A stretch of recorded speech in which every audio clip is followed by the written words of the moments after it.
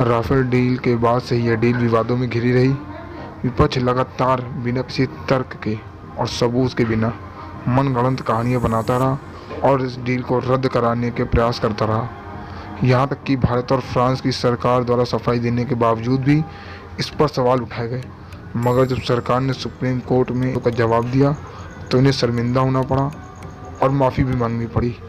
मगर इन सबसे देश विदेश में भी ये चर्चा का विषय बन गया और लोगों में भी ये चर्चा होने लगी कि आखिर राफेल में ऐसा है क्या कि भारत इसे खरीद रहा है।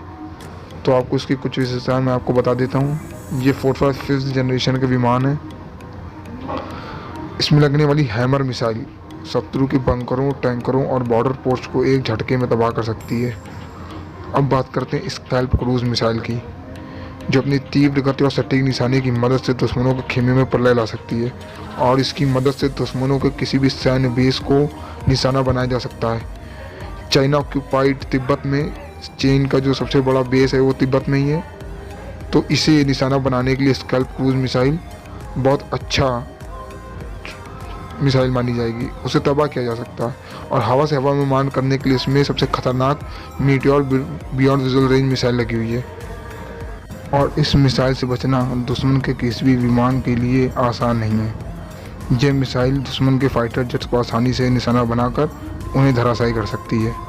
असली युद्ध के मैदान में मशीन के साथ साथ उसके संचालित करने वाले मनुष्य यानी कि फाइटर जेट्स को जो चलाने वाले जो पायलट्स होते हैं उनकी भी काबिलियत परखी जाती है और भारतीय वायुसेना में विंग कमांडर अभिनंदन जैसे पायलट्स की कोई कमी नहीं है। और दूसरी तरफ राफेल ने लीबिया, सीरिया, अफगानिस्तान और इराक में अपनी ताकत का लोहा मनवाया है। लेकिन एक खास बात जो मैं आपको बताने जा रहा हूँ, उसे सुनकर आप भी हैरान रह जाएंगे। जैसे कि उस समय अमेरिका रह गया था, तो ये बात है 2009 की, यूएई में एक एयर शो का आयोजन किया गया था जिसमें कई देशों ने हिस्सा लिया था, जहां अमेरिका की तरफ से लॉकहीड मार्टिन द्वारा निर्मित F-22 रैप्टर को मैदान में उतारा गया था, तो दूसरी तरफ फ्रांस ने डसॉल्ट राफेल को अपनी तरफ से भेजा था। और F-22 रैप्टर जो 5th generation stealth fighter jet है और इसे कहा जाता है कि ये सभी तरह के रडार को छल सकता है और आज तक इसे सच में मार गिरना बिल्कुल असंभव था। मगर राफेल में लगे रडार ने इसे कैच कर लिया। उसे सिर्फ डिटेक्ट ही नहीं किया बल्कि इसे शूट भी कर दिया।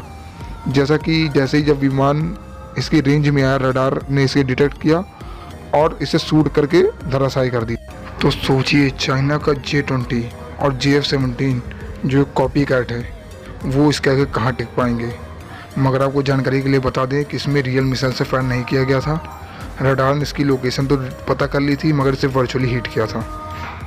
और ये घटना उस समय भी काफ़ी चर्चा में रही थी और आज इसकी चर्चा फिर से होनी ज़रूरी है, क्योंकि जो लोग चीन को एक सुपर पावर की तरह दिखाकर पेश करते और हमारी ताकत को कम आंकते हैं, तो ये वीडियो उनके हर सवाल का जवाब है। उम्मीद है कि इस वीडियो के बाद उनके मन में कोई सवाल नहीं रहेगा।